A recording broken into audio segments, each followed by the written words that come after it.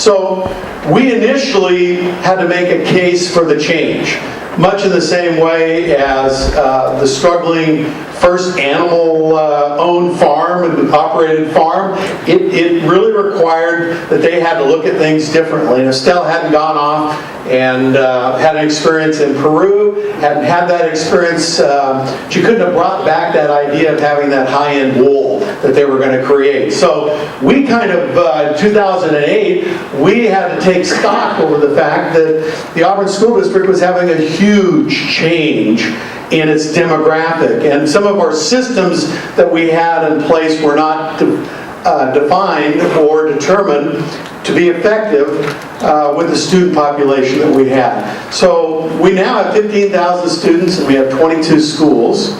In 1998, 2008, and I'll take it all the way to 2014. 1998, 250 English language learners in the Auburn School District. In 2008, 1,600. That's when we said we need to make a case for changing.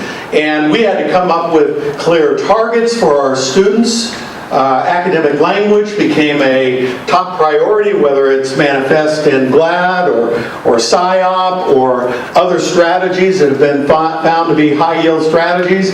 But today we have 2,200 English language students. If we had not changed our course and made adaptations, look at what we would be struggling with.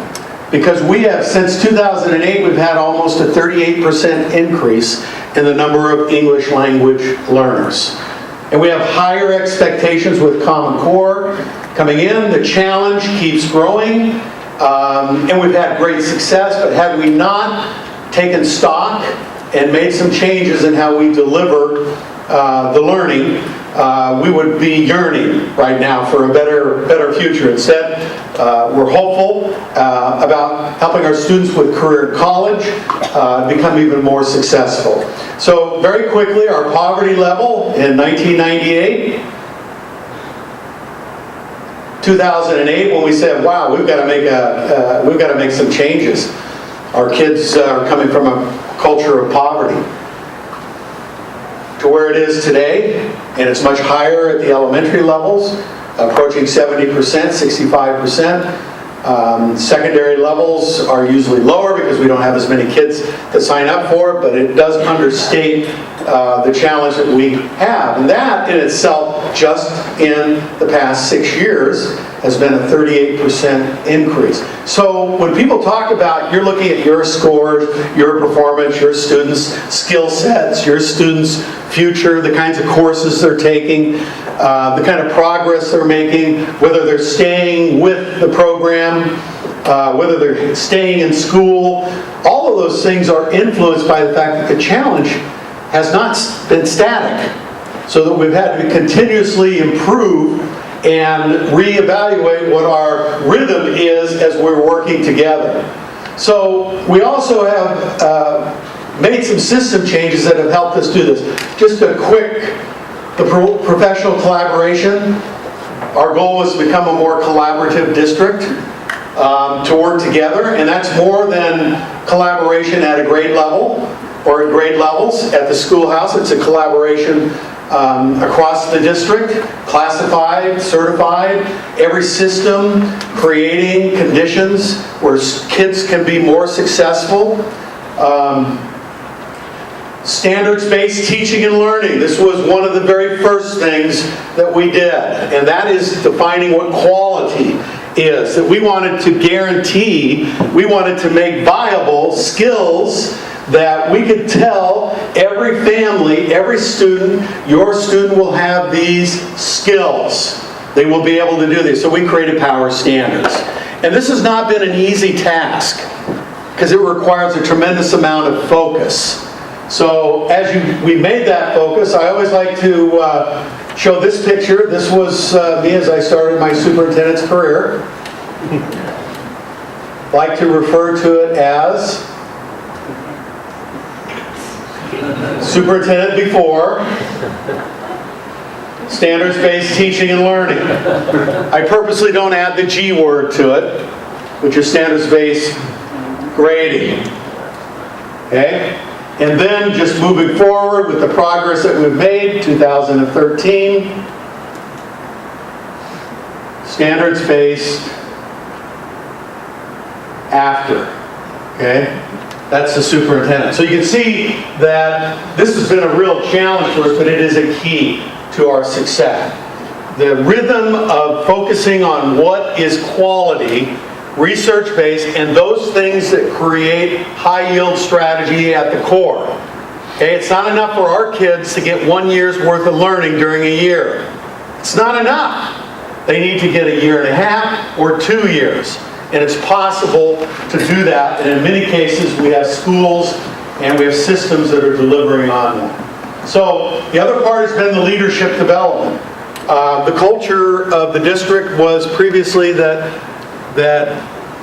we don't have time to go to workshops. We don't have time for professional development. We don't have time for learning. It takes time away from everything else. We don't have time not to develop our leadership.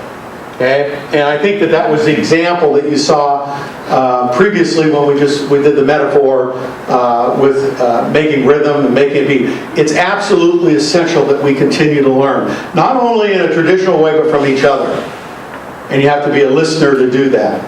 And then finally, we've done some system-wide alignments. It wasn't good enough that buildings were doing things the correct way, or basically making progress. We discovered we had outliers that were achieving things, that had done things differently, and we needed, from a system, we needed to align ourselves more towards those outliers who were having high achievement despite some of the demographics that we saw before. We were learning from each other again.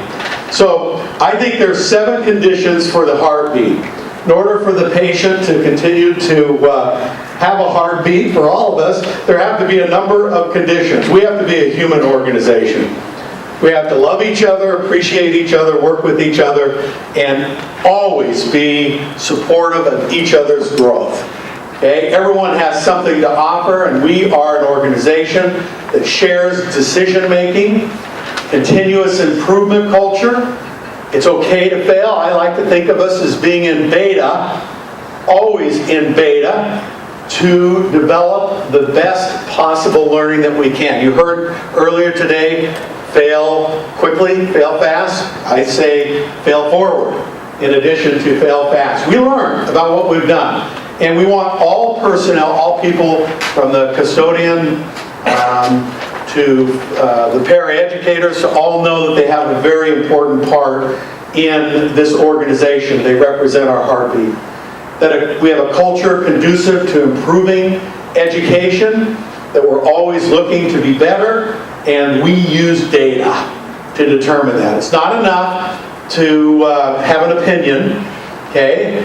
That is not going to work. You have to show the data that we're making progress. And the change to fail forward is that we learn from that, and we're using best practice results. There's a body of research that allows us to know what best practice is in each of our fields. There's a best practice. We have departments in the district that have been recognized, whether it's risk management, whether it's fiscal accountability, that have received state and national recognition for them utilizing their best practice. And then the other conditions are a supportive context. This is a hard one, that systems and frameworks create and support for achievement, but they do so in a way that focuses on what's going to happen in the classroom, because that's where it happens. Okay, and sometimes it feels like, I've had people tell me, you're too focused on the classroom, you're not supporting the rest of the organization. I said, no, the organization supports the classroom. That's the only function of the organization. So we have to have a sense of being supportive. We have to be comfortable with that.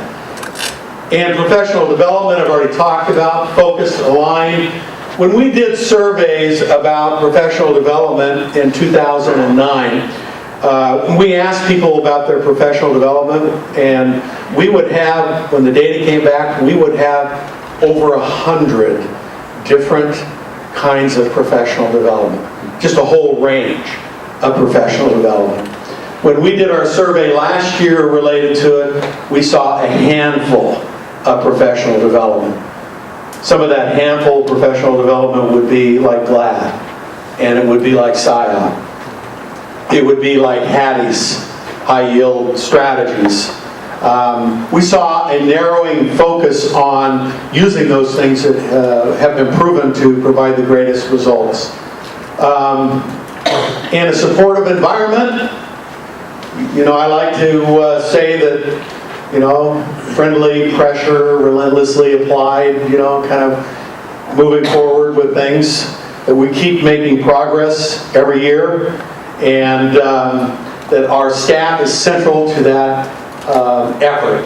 One of the things I like to mention is the district central office.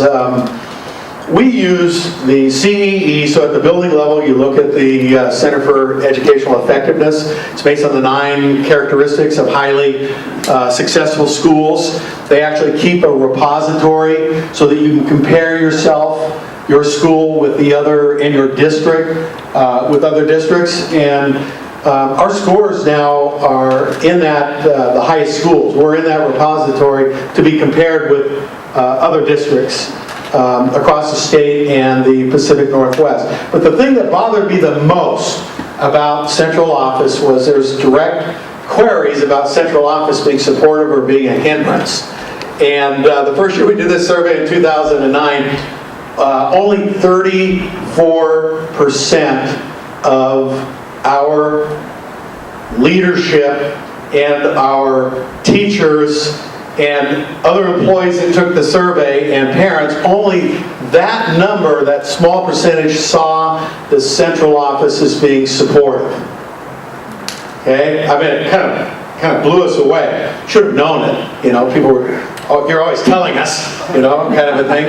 So the last time that we did the survey last year, we were at 67% supportive. So there's a long ways yet to go, but when you can have almost 100% increase in being seen as supportive, it means that some of the work that's been done to create the conditions is assisting. But there's still a long ways to go. When you ask about a principal, their scores come in like at 97%, 95% being supportive of teachers. So you can see there's quite a distance to go there. And then a strong community connection. This is an area that I feel like there's a lot of work for us to do. Our changing demographics have created changing communities. Cultures.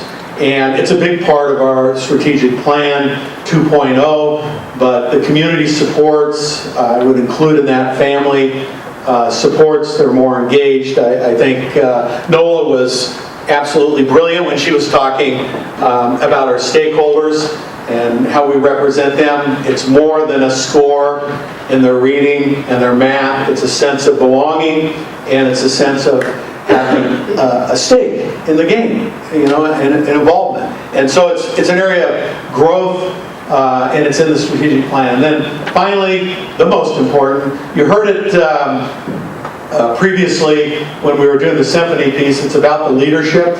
I call it distributed leadership. It means from the school board's got to be involved, and it's distributing the leadership for you to do your job well, from the boardroom to the classroom.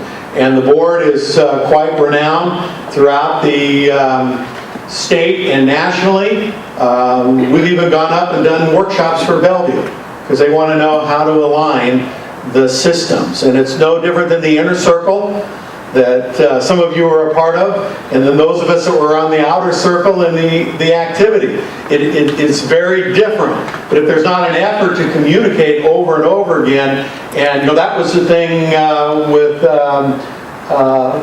Deirdre, in her leadership, she had to constantly deal with the conflict that existed between the different aspects of the organization that have been successful for many, many years, and now needed to make some changes. That the moral imperative had made a shift for the farm to be able to continue.